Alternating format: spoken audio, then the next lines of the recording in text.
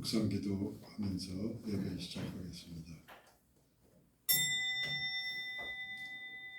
오라 우리가 여호와께로 돌아가자. 여호와께서 우리를 지으셨으나 도로 낮게 하실 것이요 우리를 치셨으나 싸매어 주실 것이니라. 여호와께서 이틀 후에 우리를 살리시며 셋째 날에 우리를 일으키시리니 우리가 그의 앞에서 살리라. 성부 성자 성령 삼위일체 하나님께 신령과 진정으로 예배드립니다. 예수 그리스도께서 십자가 죽음에서 다시 사셨으니 우리가 부활과 생명의 절기를 살아갑니다. 온 땅에서 하나님의 교회를 찾아와 마음을 열고 예배드리는 모든 백성들에게 죄사함의 은총을 새롭게 하시옵소서.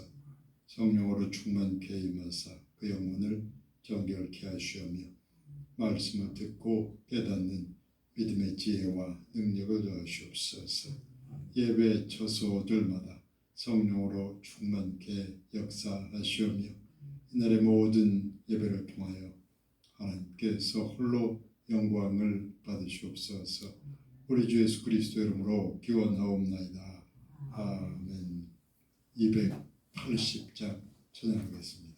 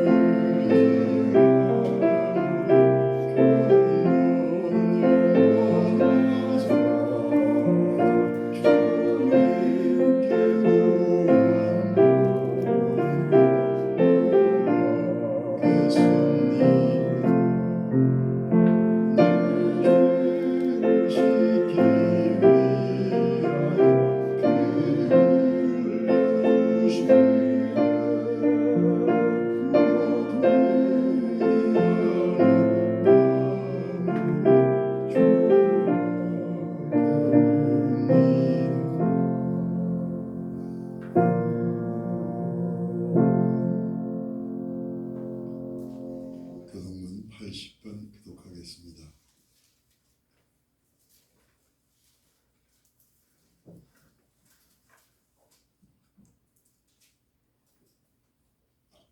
우리가 이 보배를 질그릇에 가졌으니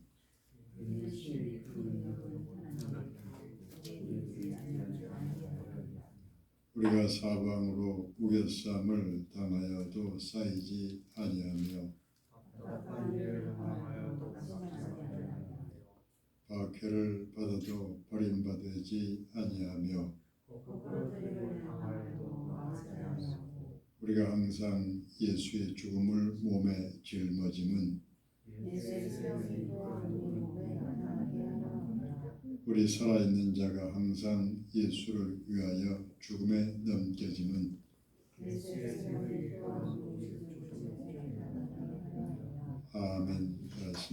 고백하겠습니다.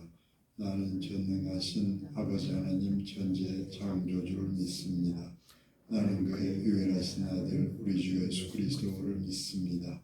그는 성령으로 잉태되어 동정녀 마리에게서 나시고 본디오 빌라도에게 고난을 받아 십자가에 못 박혀 죽으시고 장사된 지 사흘 만에 죽은 자 가운데서 다시 살아나셨으며 하늘에 오르시어 전능하신 아버지 하나님 우편에 앉아 계시다가 거기로부터 살아있는 자와 죽은 자를 심판하러 오십니다. 나는 성령을 믿으며 거룩한 공교회와 성도의 교제와 죄를 용서받는 것과 몸의 부활과 영생을 믿습니다. 아멘. 309장 찬양하겠습니다.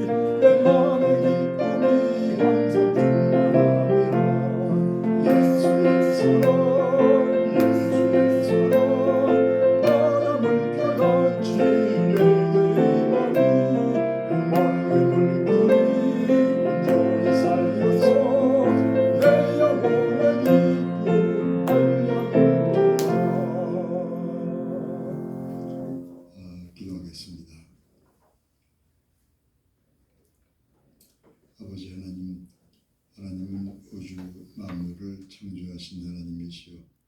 또한 성령으로 임하사 창조하신 모든 것들을 다스리시고 이끄시는 하나님이십니다. 아버지 하나님, 하나님께서 선한 뜻으로 인간을 창조하셨을 때 하나님께서 허락하신 그 자유를 통하여 사람은 자기 본성과 욕망을 추구하며 하나님을 등진 그 길을 따라서 살아갑니다. 예수 그리스도를 통해서 우리에게 죄 사함의 은총을 허락하셨으며 우리 영혼의 눈을 뜨게 하사 믿음의 길을 가르치시지만 우리는 수시로 하나님 없는 하나님 등진 길을 따라서 살아왔음을 고백합니다.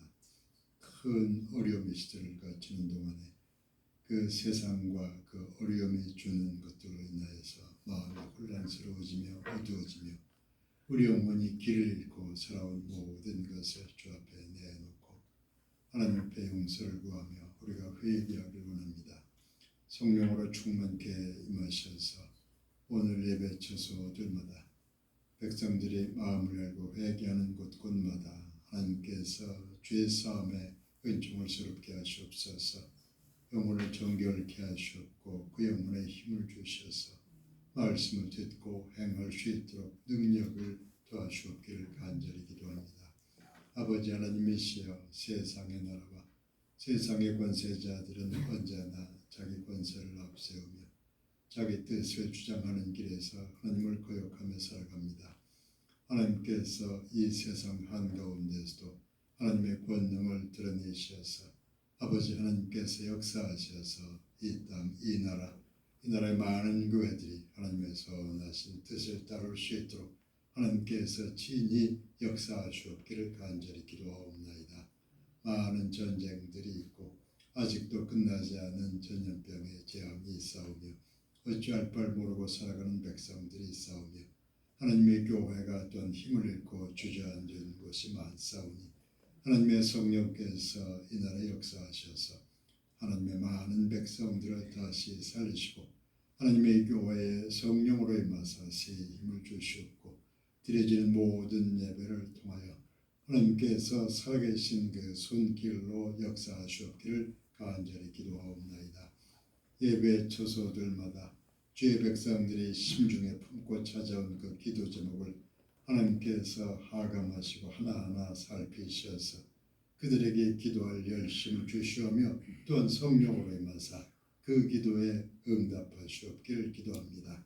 그리하여 감사 찬송하며 성도들과 교회들마다 굳건히 믿음 위에 서게 역사하시옵소서. 오늘 드리는 모든 예배가 하나님을 영화롭게 하는 예배가 되게 역사하시옵소서. 우리 주 예수 그리스도의 이름으로 기도하옵나이다. 아멘. 성경 말씀 창세기에서 또 사도행전에서 읽어드리도록 하겠습니다. 창세기 11장 6, 7, 8절 먼저 읽어드리겠습니다. 창세기 11장 6, 7, 8 여호와께서 이르시되 이 무리가 한 족속이요 언어도 하나이므로 이같이 시작하였으니 이후로는 그 하고자 하는 일을 막을 수 없으리로다. 자, 우리가 내려가서 거기서 그들의 언어를 혼잡하게 하여 그들이 서로 알아듣지 못하게 하지 하시고 여호와께서 거기서 그들을 온 집에 내어드셨으므로 그들이 그 도시를 건설하기를 그쳤더라. 아멘. 다음에 사도행전 1장 5절부터 8절까지입니다. 신약의 187조 요한은 물로 세례를 베풀었으나 너희는 몇 날이 못되어 성령으로 세례를 받으리라 하셨느니라. 그들이 모였을 때에 예수께 여쭈어 이르되 주께서 이스라엘 나라를 회복하심이 때니이까 하니 이르시되 때와 시기는 아버지께서 자기의 권한에 두셨으니 너희가 알 바 아니요 오직 성령이 너희에게 임하시면 너희가 권능을 받고 예루살렘과 온 유대와 사마리아와 땅 끝까지 이르러 내 증인이 되리라 하시니라. 아멘. 찬양 순서 후에 말씀 전하겠습니다.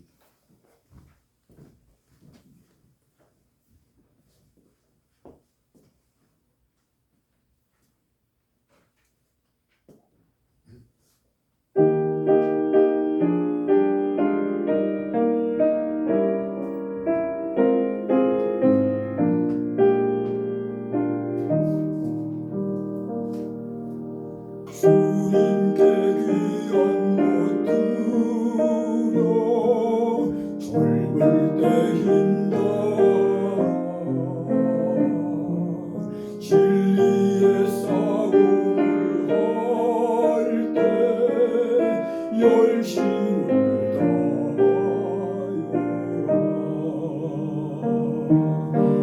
몸을 보이신 예수 굽히지 않으셨네. 너희는 충성을 다해 주님을 섬기어라.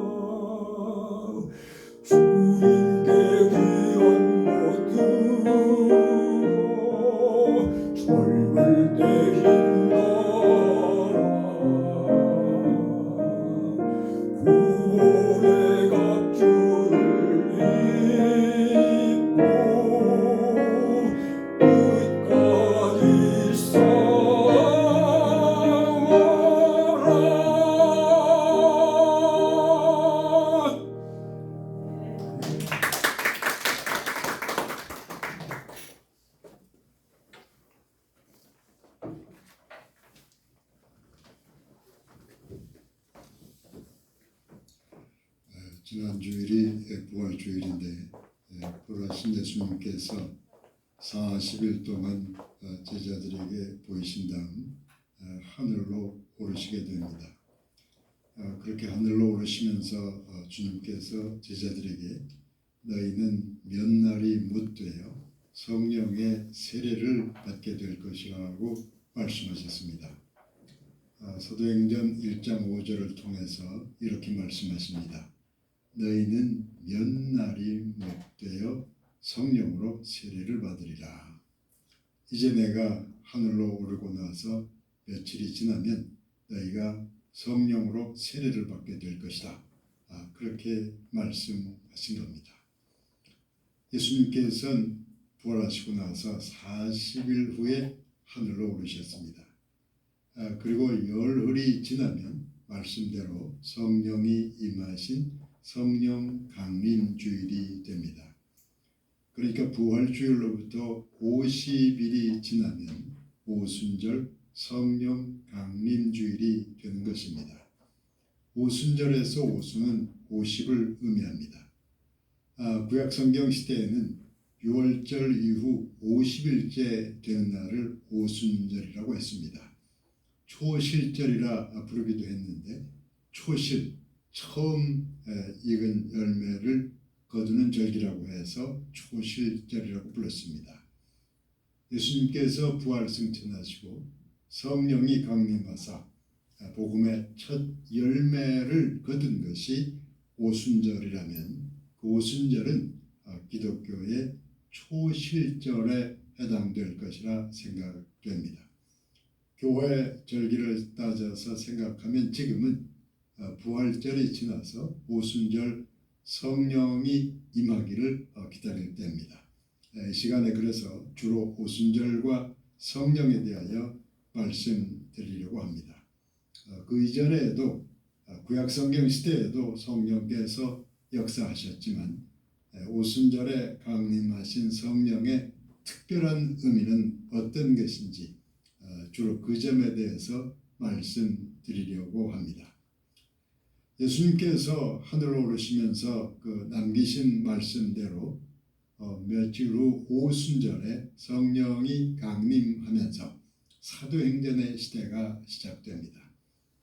성령의 인도를 따라 복음이 땅 끝을 향해서 전파되는 복음의 세계화가 추진되어 가는 것이 사도행전의 전반적인 내용입니다.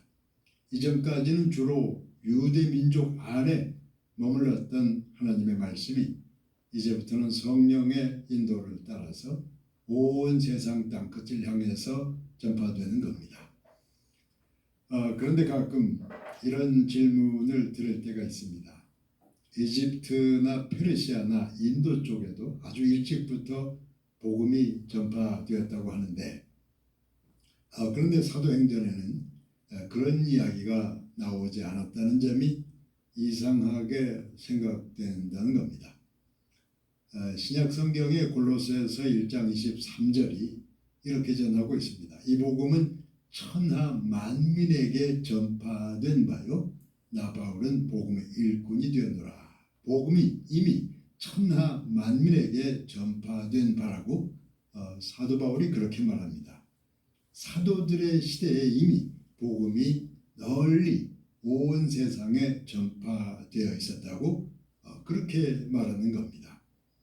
그것은 분명한 사실인 것으로 보입니다.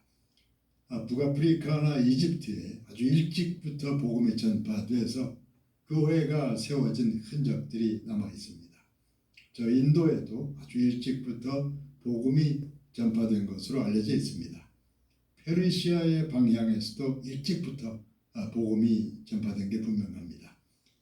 그런데 사도행전에는 그런 여러 방향의 선교에 대한 말씀은 나와 있지 않습니다. 사도행전에는 복음이 전파된 어느 한 방향에 대해서만 주로 기록된 게 분명한 사실입니다. 그렇다면 왜 그렇게 된 것일까?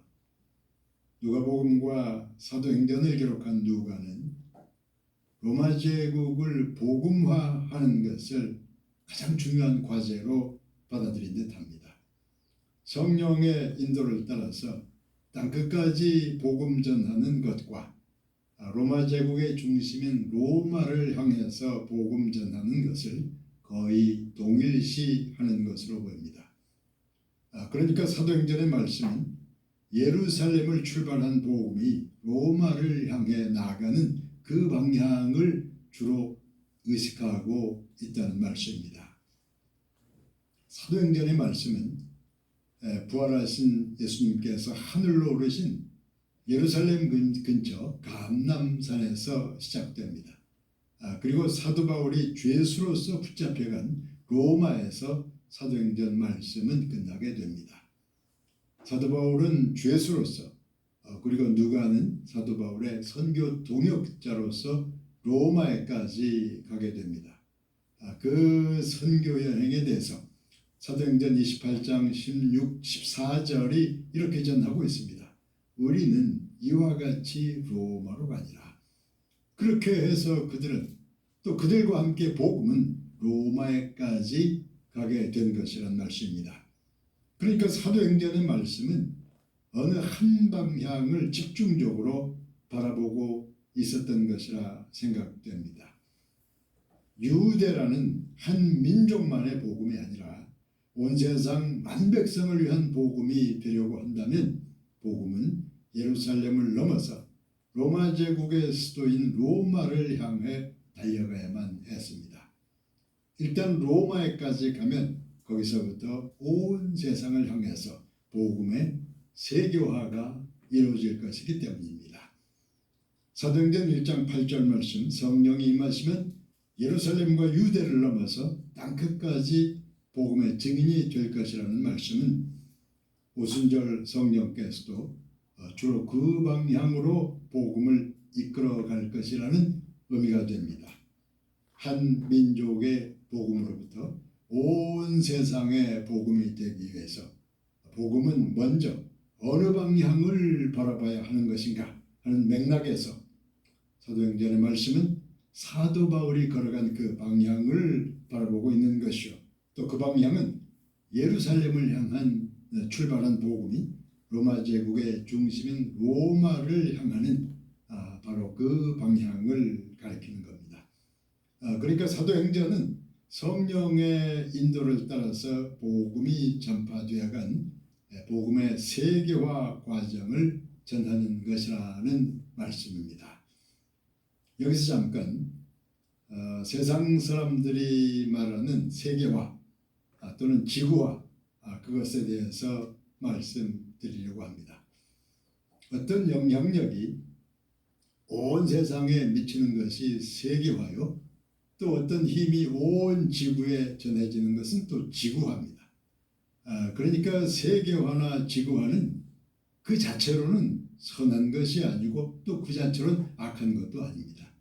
무엇이 전해지느냐, 어떤 영향력이 전파되는가, 그 전파되는 내용에 따라서 선한 지구화가 될 수도 있고 악한 지구화가 될 수도 있는 겁니다. 요즘 세상에서 들려오는 세계화는 좀 부담스럽게 들릴 때가 있습니다. 1대1로라고 하는 중국의 세계화는 그 중국 마음대로 세상을 이끌겠다는 그런 의미로 들려옵니다. 그들의 세계화는 정치, 경제, 군사적인 어두운 의도의 세계화인 셈입니다. 사도행전의 세계화는 성령의 인도를 따라서 온 세상에 복음을 전하는 세계화입니다. 그런데 중국이 추구하는 세계화는 세계화라기보다는 온 세상의 중국화, 그렇게 부르는 게 더 옳습니다. 하나님의 구원을 전파하는 세계화와는 정반대되는 하나님을 거역하는 세계화가 그들이 추구하는 세계화일 것이라 판단되는 것입니다. 그런데 구약성경의 창세기에도 하나님을 거역하는 세계화가 나타납니다. 그 당시 세상에 대해서 창세기 11장 1절이 이렇게 전하고 있습니다. 온 땅의 언어가 하나요 말이 하나였더라. 당시의 사람들에게는 서로 소통할 수 있는 하나의 언어가 있었다고 합니다. 그렇게 소통할 수 있는 사람들이 어떤 일을 꾸미려고 했는가에 대해서 창세기 11장 4절이 이렇게 전하고 있습니다. 또 말하되 자 성읍과 탑을 건설하여 그 탑 꼭대기를 하늘에 닿게 하여 우리 이름을 내고 온 지변에 흩어짐을 면하자 하였더니 하나의 탑을 쌓고 하나의 권력을 높이 들어 올려서 저 하늘에 닿게 하려는 강력한 정치, 경제, 군사적인 바벨탑을 쌓으려고 한 겁니다. 성령 인도를 따라서 온 세상에 하나님의 구원을 전하려는 것이 성경적인 세계화라면 첨단의 과학기술을 동원해서 정치, 경제, 군사적인 지배체계를 만들려는 것은 바벨탑의 세계화가 될 겁니다. 그래서 오늘날 러시아의 푸틴이나 중국의 시진핑이 추구하는 그런 권력의 답이 창세기의 바벨탑과 상당히 비슷해 보이는 것입니다. 인간들의 그런 바벨탑을 심판하실 때 하나님께서 창세기 11장 6절을 통하여 이렇게 말씀하셨습니다. 여호와께서 이르되 이 무리가 한 족속이요 언어도 하나이므로 이같이 시작하였으니 이후로는 그 하고자 하는 일을 막을 수 없으리로다. 이 인간들이 하나의 언어를 통해서 하나로 뭉쳐서 악한 일을 꾀하고 있는데 이런 인간들을 더 이상 이대로 놔둘 수 없다고 하나님께서 말씀하신 겁니다. 오늘날에는 첨단 과학의 그 교통 통신 체계가 하나의 언어를 대신하는 듯합니다. 그 첨단 과학 기술의 교통 통신 기술을 활용하면서 하나님의 권세에 버금가는 권력의 바벨탑을 쌓으려는 그 어두운 권력자들이 있는 겁니다. 하나님께서는 그런 인간들을 심판하시면서 그 바벨탑을 무너뜨리셨습니다. 창세기 11장 7절에 이렇게 전하고 있습니다. 우리가 내려가서 거기서 그들의 언어를 혼잡하게 하여 그들이 서로 알아듣지 못하게 하자. 하나님께서는 인간들의 악한 의도를 심판하셨고 그 쌓아올린 바벨탑을 무너뜨리셨습니다. 그리고 나서 인간들은 온 세상에 뿔뿔이 흩어지게 되는 것입니다.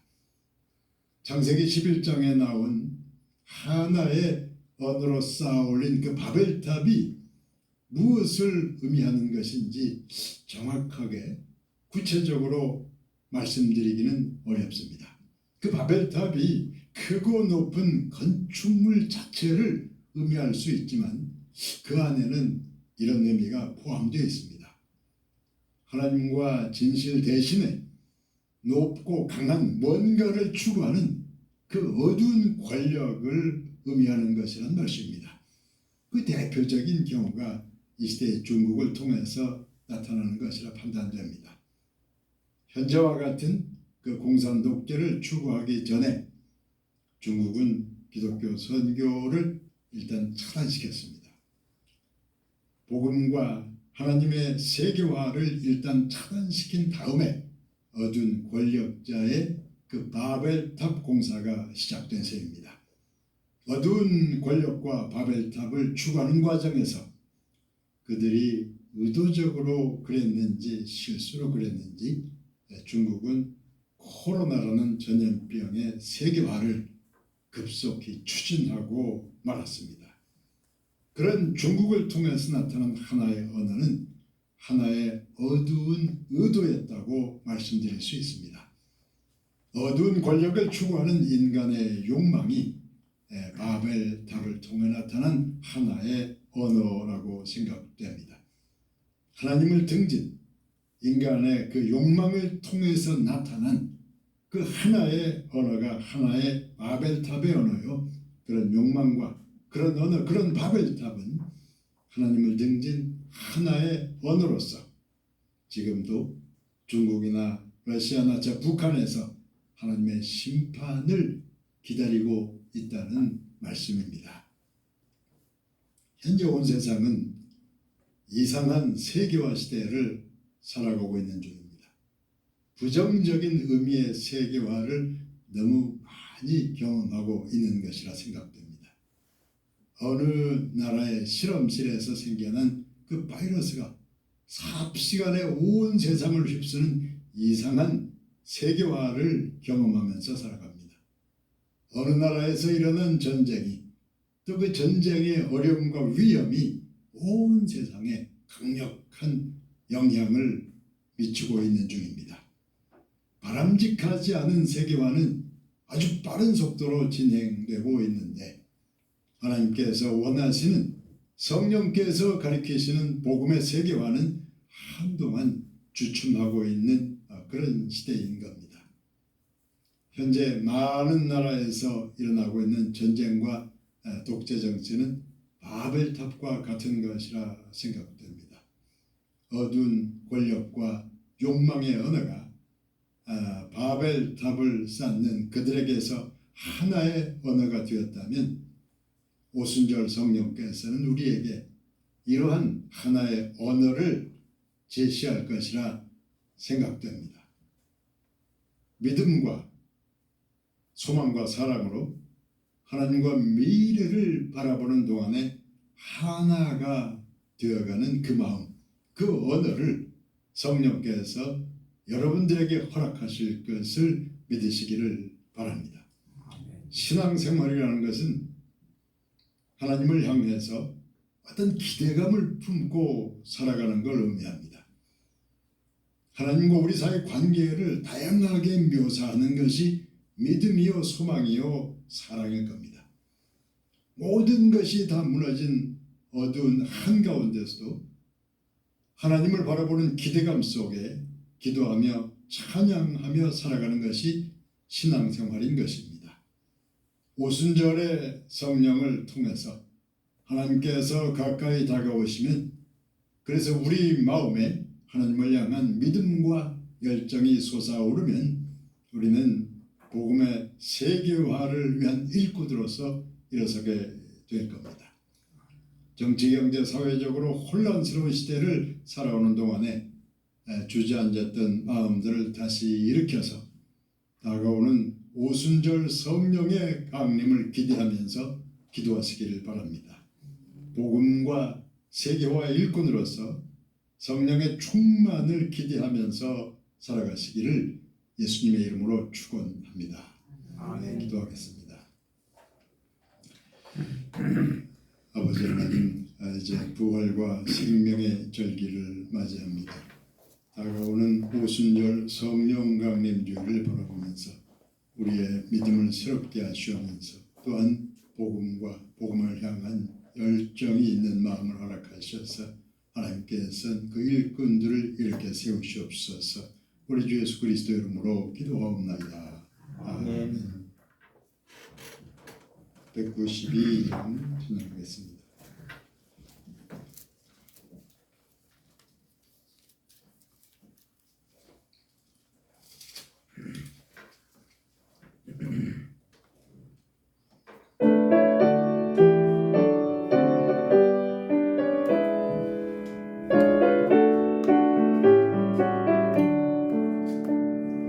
임하소서 바람 같은 성령이